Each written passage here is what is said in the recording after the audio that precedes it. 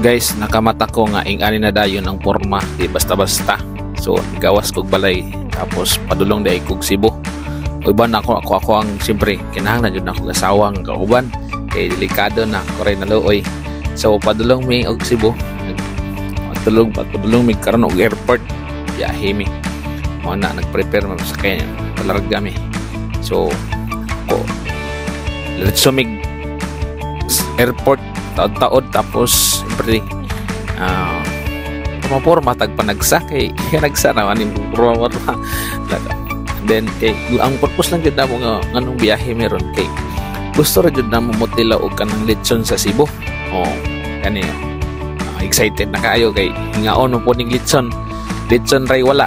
So na biyahe nami padulong mig airport na mo ni ang amo ang pagawa sa mong balay kung asa doon na dayon og airport dire na paliko na. So sakay mig eroplano madayaw Davao to Davao tagikan padulong taog Cebu dayon pag abot namo dinhi kay na may checkpoint hinahinay lang tag padagan oy.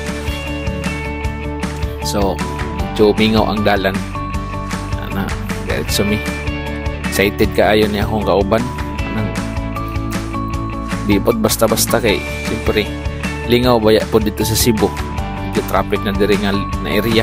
So guys diri nami karon kay naabot na jud mi diri sa airport naog na ko kay nagpahatod ra pud ko sa akong igsuon naog mi gwapa jud kay ko ning asawa no nawa ra pud marabog artista. So siyempre ang aktor naog gud ana nakaporma jud ko karon di ni basta-basta nga adlaw jud nakaporma ba. So uli na pud sila palakaw na pud ako ang igsuon di man among katod diri sa airport. Pila na po din taon-taon na po wa ko kabiyahe wa po ko sa aeroplano taon-taon na. So money excited na kaayo kay ang purpose na ako dito mo kaon ra jud hilitson ora na na gisabutan sa akong asawa nga kaon tag litson mata na mo.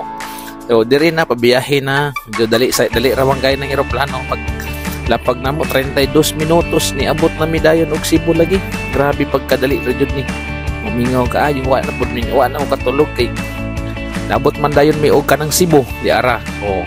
So inanami sa airport sa Cebu Mactan Cebu then lakaw-lakaw na may pagawas na mi ngita pod may masakyan may na lang kay nami amigo po sa Cebu nga napoy sakyanan. So atod lang mi dito sa kananan sa amo ang litson o na ako ang purpose kay gusto na gitong lami nga litson sa karkar pero diri rami sa lungsod sa Cebu kaning ginatawag nga litson house man ang tawag nila ani.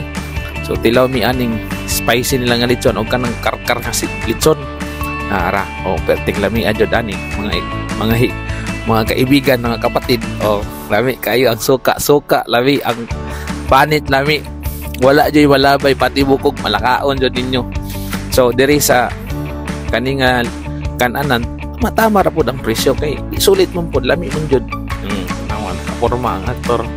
So tilaw-tilaw tag litson diri kaon-kaon mga higala itong mga higala diha mga kaibigan kapatid anhi mo din para mga kaon mo pagka mana mo kaon ani mo uli na pud mi dayon og Davao mo na among purpose kay wala man jud pagkaonon mo kaon ang lami kayo kinamot lang magi gusto yung lami ani nga litson wa jud kay malabay gilaway jud naglaway lagi ko kana naglaway pud mo nga nagtanaw diha. Okay balik na Davao balik na pud Davao daghang salamat sa inyo paglantaw niining akong video.